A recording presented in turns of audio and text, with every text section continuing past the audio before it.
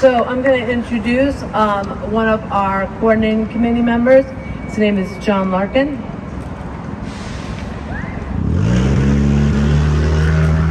Greetings, everyone. I didn't actually plan on speaking today, but Pamela motivated me by addressing a couple key topics. So this isn't going to pertain directly to Rhode Island.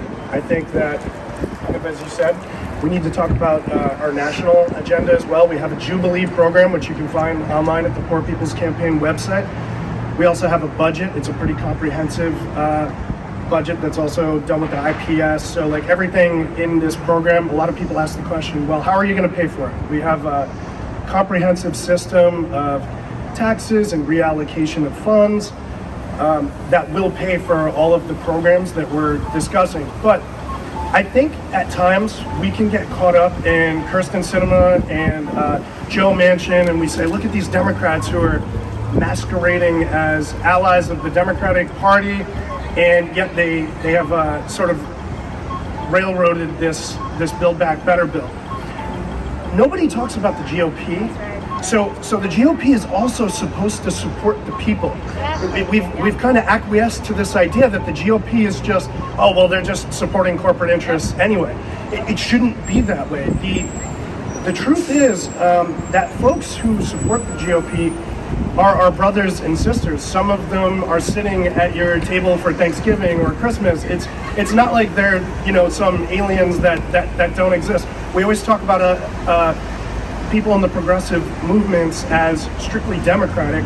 I don't think it needs to be that way. I think we need a redefining and a rethinking of how this whole system's going to work with everybody involved. Poor people are not just Democrats. This is like kind of a silly notion. So what we need to do comprehensively, whether it's GOP, Democrat, Independent, doesn't really matter. We need to reallocate funds from the military, which is completely bloated. And I'm a war veteran, so I think I'm adequately suited to speak on this. U.S. imperialism costs us trillions of dollars. Just post 9/11, we've spent $7.2 trillion on the war machine, and we've killed millions of people through both sanctions and direct military action. We need to have a minimum corporate tax rate, which actually Joe Manchin supports, Kyrsten Sinema doesn't, so it'll never go through. We need to have a billionaire tax. We need to have a millionaire tax. We need to attack the step-up basis. We need to tax corporate gains at the same rate that we tax marginal tax rates and other taxes. So a lot of people talk strictly about this marginal tax rate. And it is a good thing to increase that. Trump decreased that under his tax plan. But when we talk about the marginal tax rate, we're only talking about the working rich, so people making, $300,000 to $1 million. There is a lot of money left on the table for, the thousands of millionaires and the hundreds of billionaires that's just sitting there. Pooled funds that could be used for these social safety nets that we talk about. So Pamela addressed a lot of the issues. I don't want to be redundant here, but I just want to impress upon you that, number one, we have a budget and we can pay for all of it. So this is a practical campaign. Number two, we have a Jubilee platform, and we want healthcare for all. It can be paid for. We want free state college for everyone and university for everyone. It can be paid for. We want housing for everyone. It can be paid for. So please take a look at this. Join us in Washington, and please take a look at your local Poor People's campaigns and consider joining. Thank you so much. Thank you. Yes. Thank you, John. Hey, I'm going to give this back to you. That reminds me of something. I don't want this to be the Pamela show, but it reminds me that 52 cents of every discretionary dollar in our budget goes to the military. Now, it is not going to people. It is not going to our soldiers. It is not going to their housing. It is going to military, what are they called? Contractors. The people that are getting all the private contractors, yes. That seems wrong.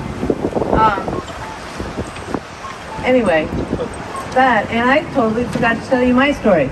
So I'm really getting annoyed at the people who are thinking that people that don't have enough money are put there by their choices. That is not always how it works. I was a teacher and I worked for 20 years. I had my own apartment. I actually owned a house, but then I went down to an apartment. I had no trouble paying my bills.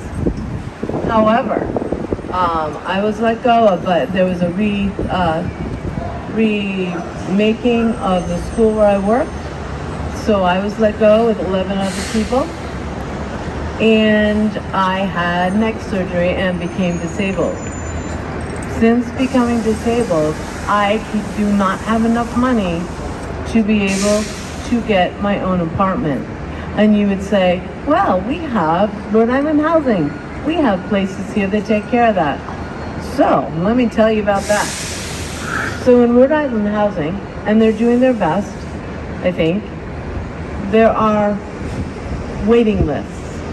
You don't find out where you are on this waiting list. The waiting list can be 5 to 8 years long.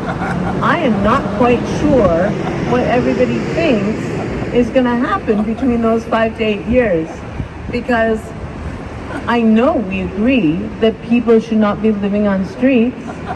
I know we agree that people should be housed and that they should have life, liberty, the pursuit of happiness. I know we agree on that, but our policies are not making it happen. So just be aware that people that are poor and are homeless have stories, and they may not be the story that you are thinking they are.